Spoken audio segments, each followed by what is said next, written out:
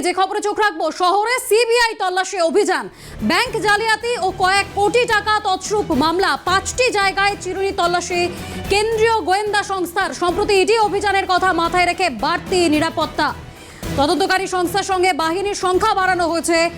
আরো বিস্তারিত জানবো, আমার সঙ্গে সরাসরি রয়েছেন প্রতিনিধি অভিরূপা সাহা। অভিরূপা, 5 জায়গায় ইডি তল্লাশি চলছে, কি জানা যাচ্ছে এই মুহূর্তে?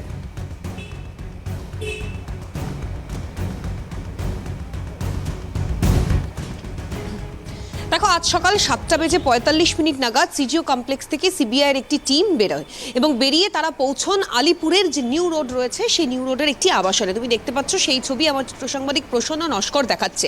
গণেশ কোর্ট এই বহুতলের একেবারে ওপর তলায় এন কেজরিওয়াল নামে এক ব্যক্তির বাড়িতে তল্লাশি অভিযান চালাচ্ছেন সিবিআইয়ের আধিকারিকরা।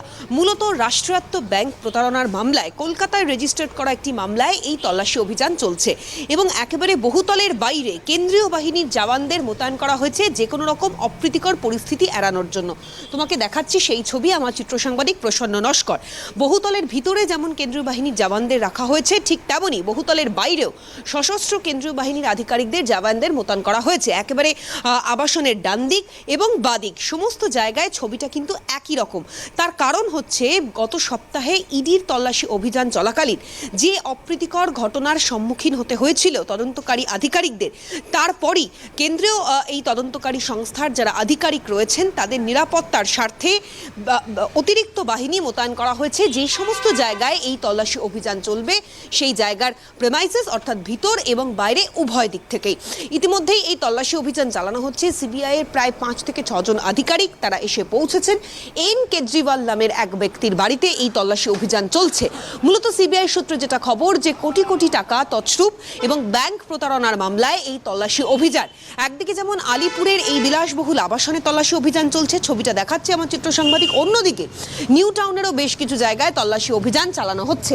মোট 5 জায়গায় সিবিআইয়ের এই তল্লাশি অভিযান চলছে এবং খুব তাৎপর্যপূর্ণ বিষয়, সিবিআইয়ের যারা আধিকারিক রয়েছেন অর্থাৎ ভেতরে যারা এই মুহূর্তে তল্লাশি অভিযান চালিয়ে নিয়ে যাচ্ছেন তাদেরকে যেন কোনো রকম অপ্রীতিকর পরিস্থিতির মধ্যে পড়তে না হয়, অর্থাৎ পূর্ব অভিজ্ঞতা থেকে শিক্ষা নিয়ে বাহিনীর সংখ্যা বাড়ানো হয়েছে। ভেতরে বাহিনী যেমন মোতায়েন করা হয়েছে, বাইরেও কিন্তু একই রকমভাবে বাহিনীর সংখ্যা বাড়ানো হয়েছে যাতে কোনো রকম অপ্রীতিকর পরিস্থিতি তৈরি না হয়।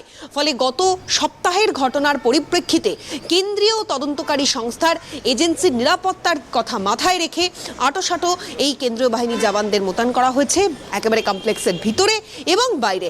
যে আর্থিক তছরূপের কথা বলা হচ্ছে, মূলত কোটি কোটি টাকা আর্থিক তছরূপের একটা মামলা এবং সেই মামলায় মানি সাইফানিং কিভাবে হয়েছিল, কারা কারা প্রভাবিত হয়েছিলেন, কারা কারা বেনিফিশিয়ারি ছিলেন, এই বিষয়গুলো মূলত সিবিআইয়ের আধিকারিকদের তরফ থেকে দেখা হচ্ছে ব্যাংকিং ডিটেলস এবং যে ব্যাংকের প্রতারণার মামলায় তদন্তকারী আধিকারিকরা এসেছেন অর্থাৎ কলকাতায় রেজিস্টার্ড হওয়া একটি মামলা, সেই মামলার পরিপ্রেক্ষিতেই কিন্তু এই তল্লাশি অভিযান চলছে।